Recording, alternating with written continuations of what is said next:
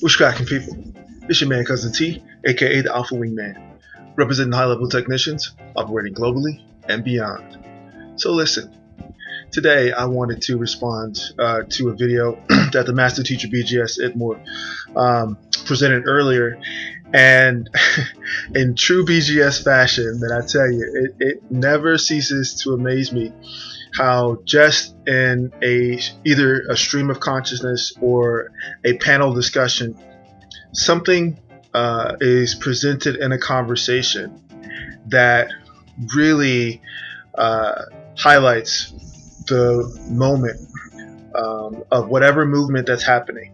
And in this instance, where he was having a panel discussion talking about the age of the diesel and the price of intimacy, this statement was made. I'm going to play this statement and I'll come back on the other side.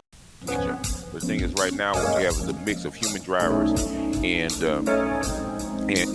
automated cars. Okay, that's the problem. Okay, once they roll all this stuff out and basically replace at least like 80% of human drivers, you're not gonna have that problem because all the cars will start talking to each other. So basically, in this clip, and I'll link the discussion down below. But in this clip, they were discussing the onset of automation, artificial intelligence, and how the various aspects of activity are going to be impacted and completely shifted by the rise and introduction of artificial intelligence and automation in our everyday lives. And what that did was it crystallized an ongoing conversation that I've been having on the Patreon side, the higher levels of Patreon, discussing global chess, to the discussions that are happening in quiet spaces.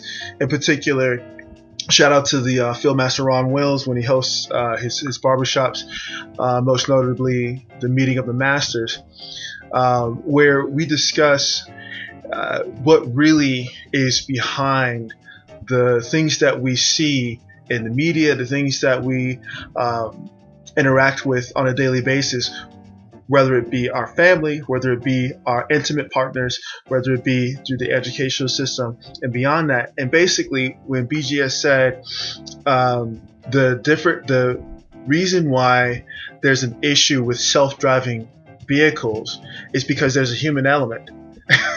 And so the obvious remedy from the perspective of a technocratic lens is to remove the human from the equation. And so if you got a road with only self-driving cars, then yes, those will be the only sort of entities communicating with each other. But obviously it doesn't stop there. And so we can see how far down the rabbit hole that sort of idea or thought process can go.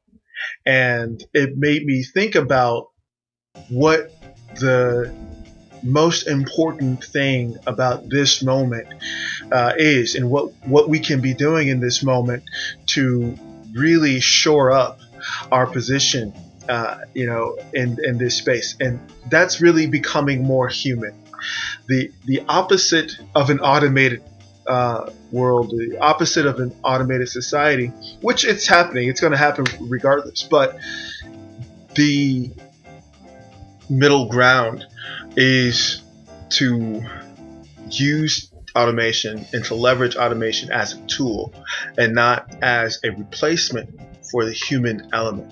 And we do that by, like I said, becoming more human, meaning exploring what it means to be capable humans, what the further reaches of our humanity entail. And of course, this has to 360 back to game, right? Well, where did you think it was going to go? No, but what I mean by that is something that I discuss regularly with coaching clients, especially in the corporate spaces. And that is a term that's being passed around by a lot of leaders, and that is native skills. And I'll link a couple videos if I can't get those clips down below. about these conversations with these quote unquote accomplished figures who, you know, did everything they were supposed to do, had a illustrious political career, had you know, a world changing or world altering technology career, and at the end of the day they had the kids, and their kids went on to be quote unquote successful. But the thing that they regretted, the thing that they really wished that they had done was, some people wanted to learn instruments, be more creative. Others regretted not learning native skills. And what that means is having the ability to connect to other people at the human level. And so, in the moment that that connection was made for me internally, I immediately went to send a mass email out to the higher levels of my Patreon subscribers. I forwarded them a webinar that I had done with Ron Wills in terms of the simplex, which basically is the ascension protocol for consciousness. And what that entails, or what that outlines, is a presentation that I did at the Self-Improvement Summit in November 2020. Shout out to C Boogie. But basically that presentation was a condensed version of the explanation of what the path of consciousness is in terms of human expression.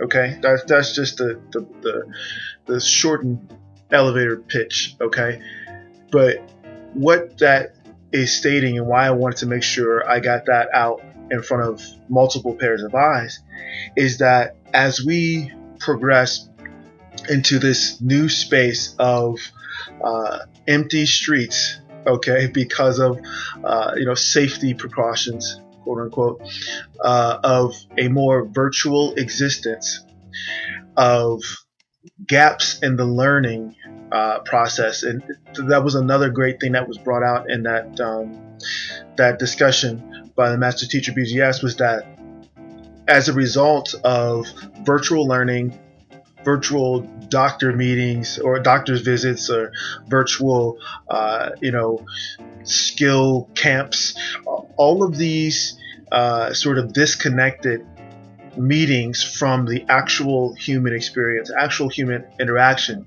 They've got these large data sets of about a year's worth of observing how people from a very young age to the elderly stage, all the way to virtual funerals, how people respond to that, and how the suite of human expressions interpret and react to that.